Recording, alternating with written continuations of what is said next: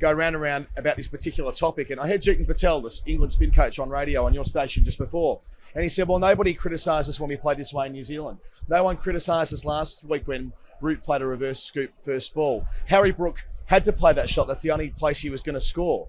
I mean, they're telling us white is black and black is white, aren't they? I mean, you've watched more Test cricket than most people will ever watch. I've watched a fair bit. So, I mean, there is more than one way of doing this, surely. Well, first and foremost, yes, people were praising the way England played, and rightly so. Last year they played great.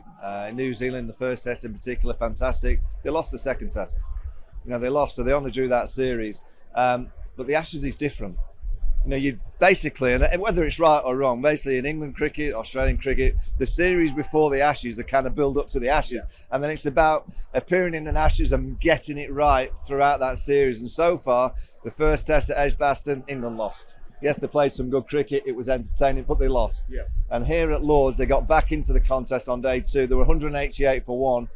The best offsman in the world's off the field. So the Australians are down to 10 men. And then a obvious tactic is created. And England are just falling straight into the trap. And then again on day 2, Harry Brook is too good a player. That's all I'll say to Harry Brook in England. Don't allow one of your really good players whose record in Test match cricket inside a few Test matches is fantastic.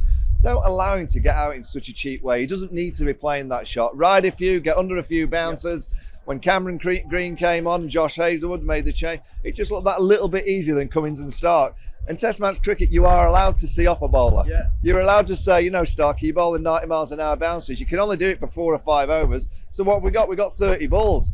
You're allowed to say for 30 balls, Bush, get 1 or 2, wear a couple, and then just see off a bowler. I just don't like this one way of playing. I've never seen a sports team just play one way and be successful.